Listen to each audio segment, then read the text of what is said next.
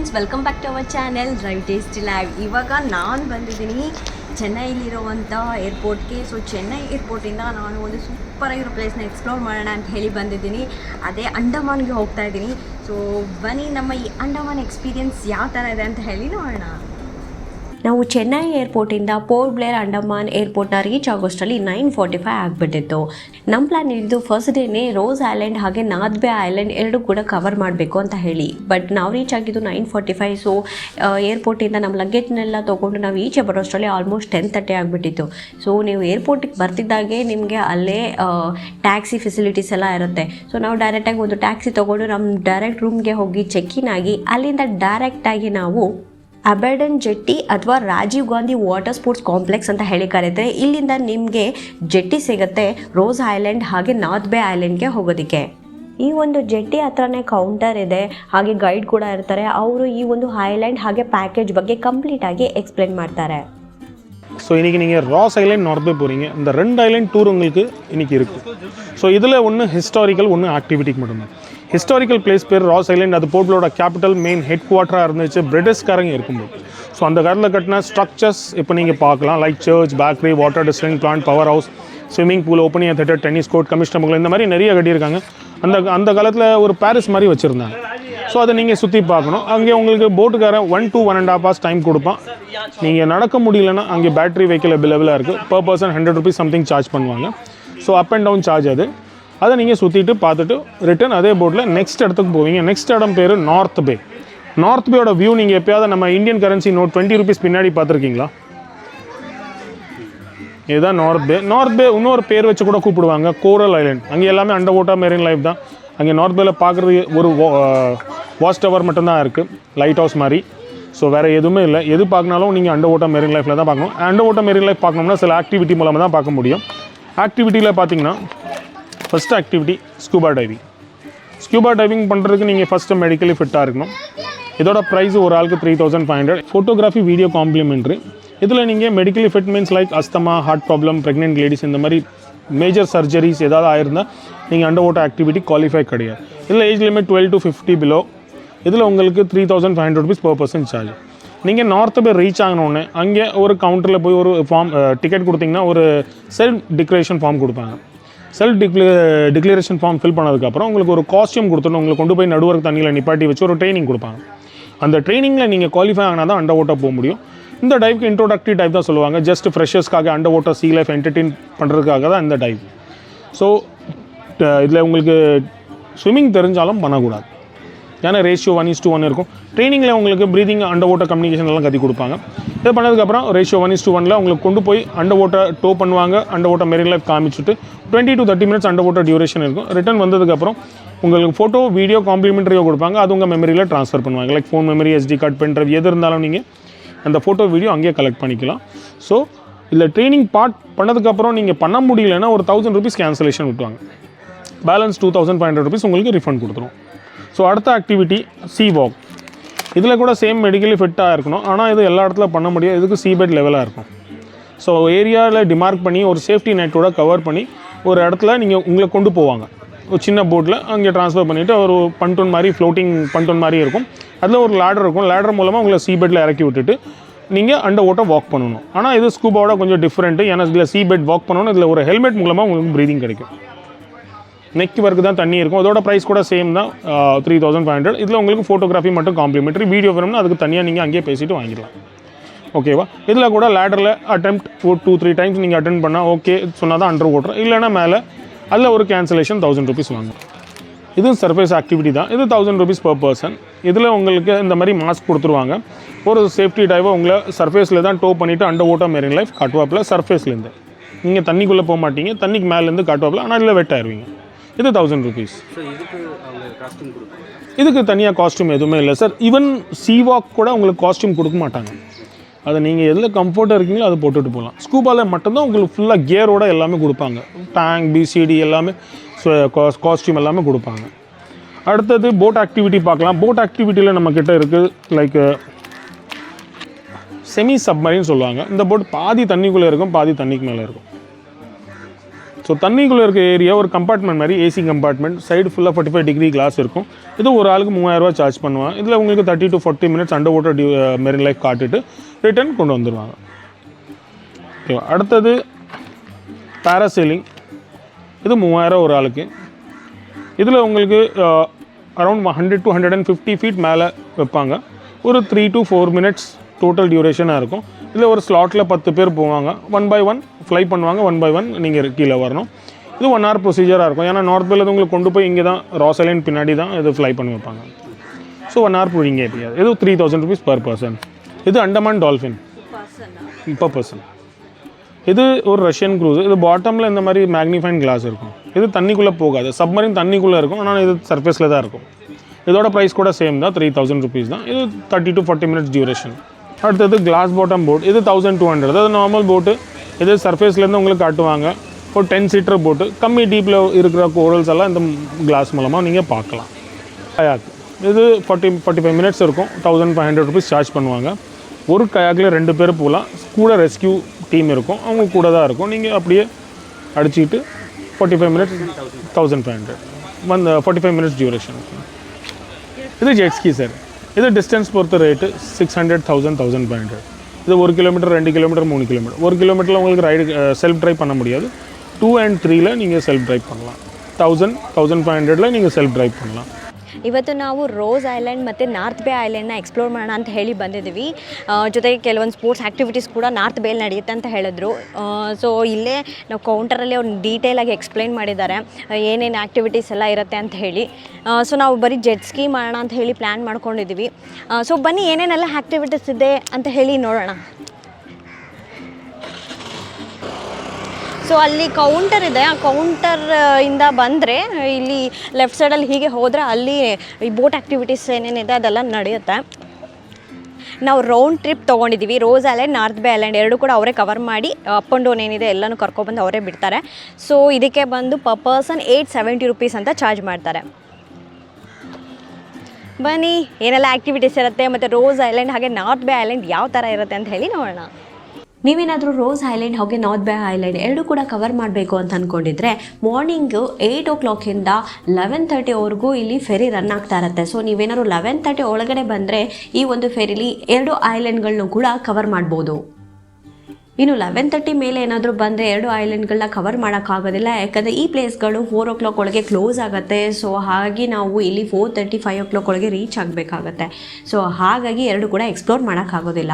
So ನೀವು ಅದ್ರ ತಕ್ಕಂಗೆ ಟೈಮ್ನ ನೋಡಿಕೊಂಡು ಪ್ಲ್ಯಾನ್ ಮಾಡ್ಬೋದು.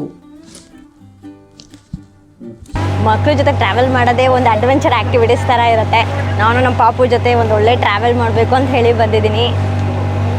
ಅವಳು ಕೂಡ ಅಷ್ಟೇ ಚೆನ್ನಾಗಿ ಟ್ರಾವೆಲ್ನ ಎಂಜಾಯ್ ಮಾಡ್ತಾ ಇದ್ದಾಳೆ.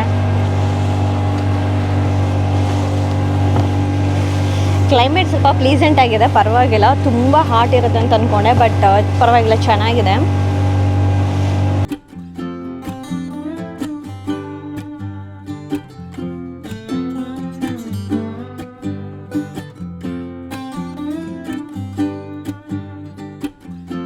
ನಾವು ಈಗ ತಾನೇ ರೋಸ್ ಐಲ್ಯಾಂಡ್ ರೀಚ್ ಆದ್ವಿ. ವಾವ್, ಸಖತ್ತಾಗಿದೆ.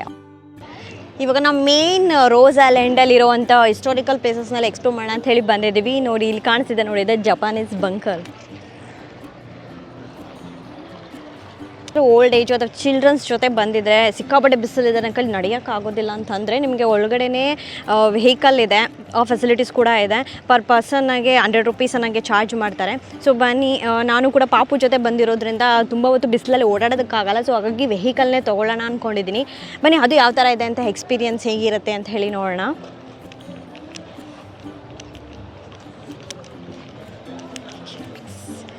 ನನಗೆ ಜಪಾನೀಸ್ ಬಂಕರ್ ಹೇಗಿದೆ ಅಂತ ಹೇಳಿ ನೋಡೋಕೆ ಹೋಗ್ತಾ ಇದ್ದೀನಿ. ಈ ಒಂದು ರೋಸ್ ಐಲ್ಯಾಂಡನ್ನು ಸುಭಾಷ್ ಚಂದ್ರ ಬೋಸ್ ದ್ವೀಪ ಅಂತ ಹೇಳಿ ಕೂಡ ಕರೀತಾರೆ.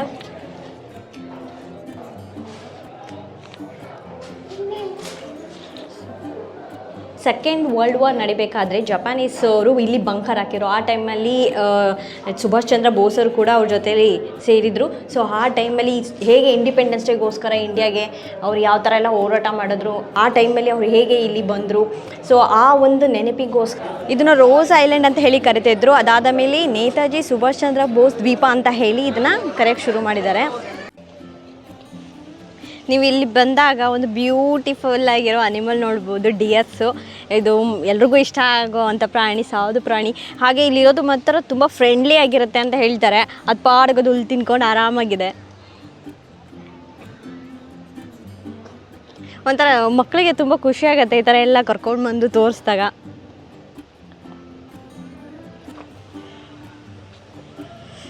ಇನ್ನೂ ಆ ಕಡೆ ಸೈಡು ಕೂಡ ಇದೆ ನೋಡಿ, ತುಂಬ ಇದೆ ಇಲ್ಲಿ.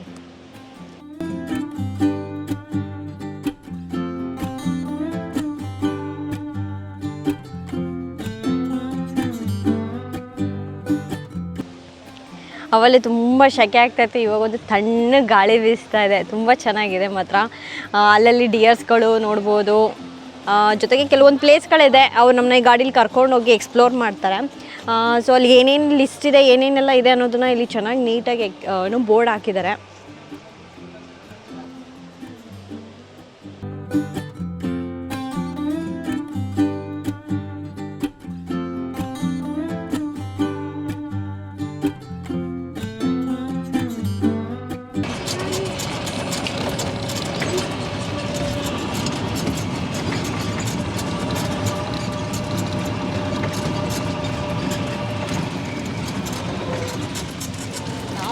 ಅಂತೂ ಸಖತ್ತಾಗಿ ಮಳೆ ಬರ್ತದೆ.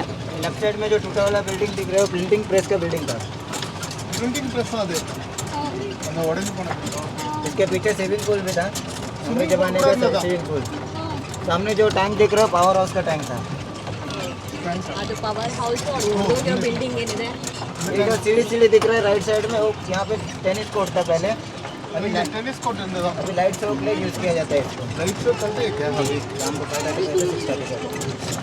ये जो व्हाइट कलर का बिल्डिंग लेफ्ट साइड में बेकरी था, अंग्रेज ज़माने का बेकरी, अभी लाइट शो के लिए यूज़ किया जाता है. ठीक है, ये कर्नल ऑफिस का. तो अंडमान का first post office. Andaman first post office हंगे. राइट साइड में जो बिल्डिंग दिख रहा है वो क्लब हाउस था, इसमें नाइट क्लब. इसमें डांस रूम, बार रूम, क्लास रूम सब कुछ था. ಆಗಿನ ಟೈಮಲ್ಲಿ ಅದು ಬ್ರಿಟಿಷರ ಕ್ಲಬ್ ಆಗಿತ್ತು. ಸೊ ಅಲ್ಲಿ ಡ್ಯಾನ್ಸಿಗೂ ಮತ್ತೇನಾದ್ರು ಪ್ರೋಗ್ರಾಮ್ಸ್ ಎಲ್ಲ ಇದ್ದರೆ ಅದನ್ನು ಅಲ್ಲಿ ಮಾಡ್ತಿದ್ರು. ಇದೆಲ್ಲ ನೋಡಿ, ಅದೇ ಚರ್ಚ್, ಬ್ರಿಟಿಷರು ಆ ಟೈಮಲ್ಲಿ ಅವ್ರು ಮಾಡ್ಕೊಂಡಿದ್ದಂಥ ಚರ್ಚ್ ಅದು. ये लेफ्ट साइड में जेल था, अंडमान का सेकंड जेल. सिविल जेल बनने से पहले ये जेल बनाया गया था.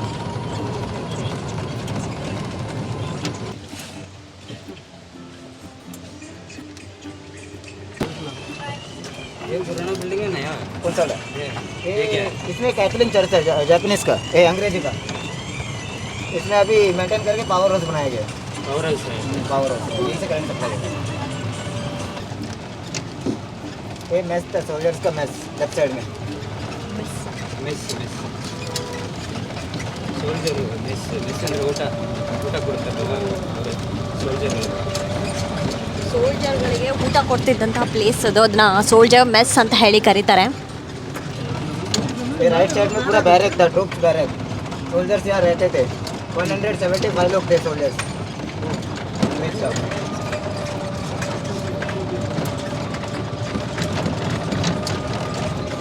ಸಿಕ್ಕಾಪಟ್ಟೆ ಹಳೇದಾಗಿದೆ. ಬ್ರಿಟಿಷರು ಕಾಲದಲ್ಲಿ ಇಂಥ ಒಂದು ಐಲ್ಯಾಂಡ್ಗೆ ಒಂದು ಹೆಂಗೆ ಕಟ್ಟಿದ್ದಾರೆ ನೋಡಿ.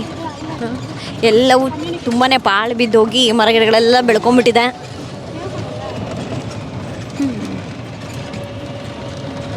ಓಹೋ,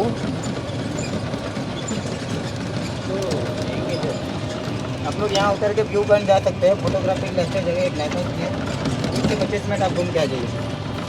वापस में आप कोई भी गाड़ी में जा सकते हैं. ಈ ಒಂದು ಗಾಡೀಲಿ ಆನ್ ದ ವೇ ನಿಮಗೆ ಎಲ್ಲ ಹಿಸ್ಟೋರಿಕಲ್ ಪ್ಲೇಸ್ ಬಗ್ಗೆ ಎಕ್ಸ್ಪ್ಲೈನ್ ಮಾಡ್ತಾ ಪ್ಲೇಸ್ಗಳನ್ನೆಲ್ಲ ಹಾಗೆ ನೋಡ್ತಾ ಬರ್ಬೋದು. ಹಾಗೆ ಅಲ್ಲಿಂದ ಬಂದಮೇಲೆ ಅವರು ನಿಮಗೆ ಇಲ್ಲಿ ವ್ಯೂ ಪಾಯಿಂಟ್ ಹಾಗೆ ಲೈಟ್ ಹೌಸ್ನ ನೋಡೋದಕ್ಕೆ ಅಂತ ಹೇಳಿ ಸ್ಟಾಪ್ ಮಾಡ್ತಾರೆ. ಸೊ ನೀವು ಹೋಗಿ ಇಲ್ಲಿರುವಂಥ ಬ್ಯೂಟಿಫುಲ್ ಆಗಿರೋ ವ್ಯೂ ಪಾಯಿಂಟು ಹಾಗೆ ಲೈಟ್ ಹೌಸ್ನ ನೋಡ್ಕೊತಾ ಬರ್ಬೋದು.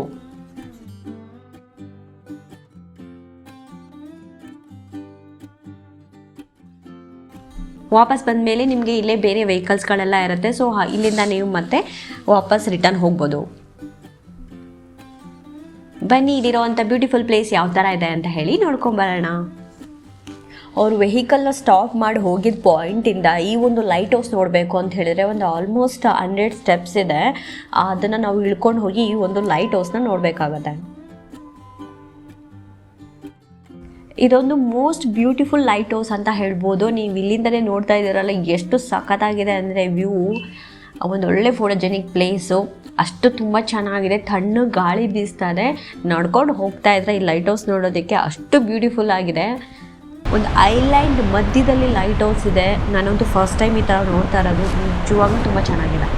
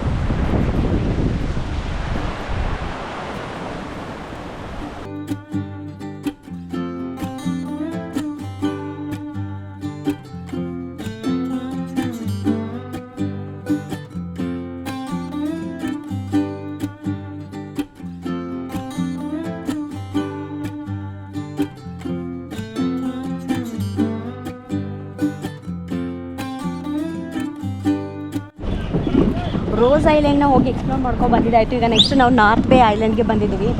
ಸೊ ಬನ್ನಿ ನಾರ್ತ್ ಬೇ ಐಲ್ಯಾಂಡಲ್ಲಿ ಏನೇನಿದೆ ಅಂತ ಹೇಳಿ ನೋಡೋಣ. ಮೇಯ್ನಾಗಿ ಇಲ್ಲಿ ಎಲ್ಲ ರೀತಿಯ ವಾಟರ್ ಸ್ಪೋರ್ಟ್ಸ್ ಆ್ಯಕ್ಟಿವಿಟೀಸ್ಗಳು ಇಲ್ಲಿ ನಡೆಯುತ್ತೆ. ನಾರ್ತ್ ಬೇ ಐಲ್ಯಾಂಡಲ್ಲಿ ಮೇಯ್ನಾಗಿ ಬಂದುಬಿಟ್ಟು ಇಲ್ಲಿ ಕೊರಲ್ಸ್ ಎಲ್ಲ ಜಾಸ್ತಿ ಇರುತ್ತೆ ಅಂತ ಹೇಳ್ತಾರೆ. ವಾಟರ್ ನೋಡಿ ಎಷ್ಟು ಕ್ಲಿಯರಾಗಿ ಕಾಣಿಸ್ತಿದೆ ಅಂದರೆ ಆ ಕೆಳಗಿರೋ ಸ್ಟೋನ್ಸು, ಆ ಮಡ್ಡು ಎಲ್ಲ ನಮಗೆ ಕಾಣಿಸ್ತದೆ.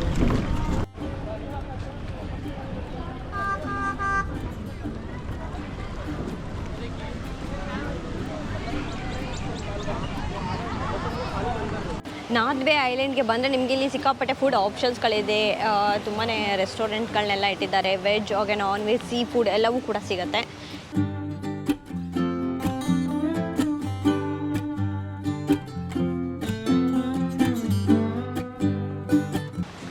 ನೀವೇನಾದರೂ ಇಲ್ಲಿ ಶಾಪಿಂಗ್ ಮಾಡಬೇಕು ಅಂತ ಹೇಳಿದರೆ ಇಲ್ಲಿ ಸ್ಮಾಲ್ ಶಾಪ್ಸ್ಗಳು ಕೂಡ ಇದೆ. ಸೊ ಅದನ್ನು ಕೂಡ ಮಾಡ್ಬೋದು. ಜೊತೆಗೆ ಇಲ್ಲಿ ಹೊಟ್ಟೆಲ್ಲ ಹಾಕಿದ್ದಾರೆ. ಒಂದು ಸ್ವಲ್ಪ ಹೊತ್ತು ನೀರೆಲ್ಲ ಆಟಾಡ್ಕೊಂಬಂದ್ಮೇಲೆ ಇಲ್ಲಿ ರೆಸ್ಟ್ ಕೂಡ ಮಾಡ್ಕೋಬೋದು. ಚೆನ್ನಾಗಿ ಮಾಡಿದ್ದಾರೆ. ಹಾಗೆ ಇಲ್ಲಿ snack shops, Maggi shop, juice ಎಲ್ಲ ಥರನೂ ಕೂಡ ನಾರ್ತ್ ಬೇ ಇಲ್ಲಿ ಸಿಗುತ್ತೆ. ಜೊತೆಗೆ ಸ್ಕೂಬಾ ಡೈವಿಂಗ್, ವಾಟರ್ ಆ್ಯಕ್ಟಿವಿಟೀಸ್ ಇಷ್ಟಪಡೋರಿಗೆ ಇಲ್ಲಿ ಎಲ್ಲ ಥರ ವಾಟರ್ ಆ್ಯಕ್ಟಿವಿಟೀಸ್ ಕೂಡ ಇದೆ. ನೀವು ಅಲ್ಲಿ ನೋಡ್ತಾ ಇದ್ದೀರಲ್ಲ, ಇದೇ ಸ್ಕೂಬಾ ಡೈವಿಂಗ್. ಇದು ಡ್ರೆಸ್ ಚೇಂಜಿಂಗ್ ಫೆಸಿಲಿಟೀಸ್ ಎಲ್ಲವೂ ಕೂಡ ಇದೆ. ಟಾಯ್ಲೆಟ್ ಫೆಸಿಲಿಟೀಸು, ಬಾತ್ರೂಮ್ಸು ಎಲ್ಲ ಫೆಸಿಲಿಟೀಸು ಕೂಡ ಇಲ್ಲಿದೆ ನಿಮಗೆ. ನೋಡಿ ಇಲ್ಲಿ ಲಾಕರ್ ಫೆಸಿಲಿಟೀಸ್ ಕೂಡ ಇದೆ.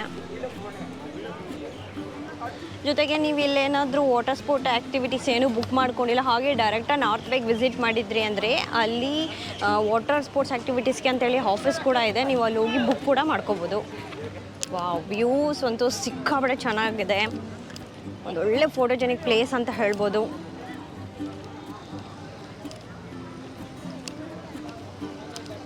ಬಟ್ ಇಲ್ಲಿ ಏನಂದರೆ ಇಲ್ಲಿ ಯಾವುದೇ ರೀತಿ ಸ್ವಿಮ್ಮಿಂಗಿಗೆಲ್ಲ ಅಲೋ ಮಾಡೋದಿಲ್ಲ. ಜಸ್ಟ್ ಯಾರು ವಾಟರ್ ಸ್ಪೋರ್ಟ್ಸ್ ಆ್ಯಕ್ಟಿವಿಟೀಸ್ ಮಾಡ್ತಾರೆ ಅಂದರೆ ಅವ್ರಿಗೆ ಮಾತ್ರ ಅಲೋ ಇರುತ್ತೆ. ನೋಡಿ ಅಲ್ಲಿ ಸ್ಕೂಬಾ ಡೈವಿಂಗ್ ಮಾಡ್ತಾ ಇದ್ದಾರೆ. ಸ್ಕೂಬಾ ಡೈವಿಂಗ್ ಮಾಡೋದು ಹೇಗೆ ಅಂತ ಹೇಳಿ ಟ್ರೈನಿಂಗ್ ಕೊಟ್ಟು ಆಮೇಲೆ ಸ್ಕೂಬಾ ಡೈವಿಂಗ್ ಕರ್ಕೊಂಡು ಹೋಗ್ತಾರೆ. ಸಖತ್ತಾಗಿದೆ ಮಾತ್ರ ಇಲ್ಲದ್ದು ವ್ಯೂ. ಪ್ರಶಾಂತವಾಗಿದೆ, ತಣ್ಣಗೆ ಗಾಳಿ ಬೀಸ್ತಾ ಇದೆ. ಬ್ಯಾಕ್ ಸೈಡಲ್ಲಿ ಫುಲ್ಲು ಬಂದು ಮರ ಗಿಡಗಳಿಂದ ತುಂಬ್ಕೊಂಡಿದ್ಯಾ. ತುಂಬಾ ಚೆನ್ನಾಗಿದೆ ಪ್ಲೇಸ್ ಮಾತ್ರ. ನೀವೇನಾದ್ರು ಜೆಟ್ ಸ್ಕಿ, ಪ್ಯಾರಾಗ್ಲೈಡಿಂಗ್ ಮಾಡಬೇಕು ಅಂದರೆ ನೆಹರು ವಾಟರ್ ಸ್ಪೋರ್ಟ್ಸ್ ಏನಿದೆ ಅಲ್ಲೇ ಹೋಗಿ ಮಾಡಬೇಕಾಗತ್ತೆ. ಅದನ್ನು ಬಿಟ್ಟು ಮಿಕ್ಕಿದ ಎಲ್ಲ ರೀತಿಯ ಸ್ಪೋರ್ಟ್ಸ್ ಆ್ಯಕ್ಟಿವಿಟೀಸ್ನ ನಿಮ್ಮನ್ನ ನಾರ್ತ್ ಬೇ ಐಲ್ಯಾಂಡ್ಗೆ ಕರ್ಕೊಬಂದು ಮಾಡ್ತಾರೆ. ಅಲ್ಲಿ ಹೋಗ್ತಾ ಇದೆ ನೋಡಿ, ಅದು ಸಬ್ಮರೈನ್ ಅಂತ ಹೇಳಿ ಕರೀತಾರೆ. ಸಬ್ಮರೈನ್ ನಿಮ್ಗೆ ಯೂಶ್ವಲಿ ಗೊತ್ತಿರುತ್ತೆ, ಅಂಡರ್ ವಾಟರಲ್ಲಿ ಹೋಗಿ ಹೇಗಿರುತ್ತೆ ಅಂತ ಹೇಳಿ ಮರೈನ್ ವರ್ಲ್ಡ್ನ ನೋಡ್ಬೋದು. ಸೊ ಇದಕ್ಕೆ ಬಂದು 3000 ರೂಪೀಸ್ ಚಾರ್ಜ್ ಮಾಡ್ತಾರೆ. ಸೊ ಇಷ್ಟಪಡೋರು ಹೋಗಿ ಇದನ್ನು ಕೂಡ ಒಂದು ಎಕ್ಸ್ಪೀರಿಯೆನ್ಸ್ ಮಾಡ್ಬೋದು. ನಾನು ಫಸ್ಟ್ ಟೈಮ್ ಕೇಳ್ತಾ ಇರೋದು ಈ ಸಬ್ಮರೈನಲ್ಲಿ ಹೋಗಿ ಮರೈನ್ ವರ್ಲ್ಡನ್ನು ನೋಡ್ತಾ ಇರೋದು. ಆ ಎಕ್ಸ್ಪೀರಿಯೆನ್ಸ್ ಕೂಡ ಚೆನ್ನಾಗಿರುತ್ತೆ.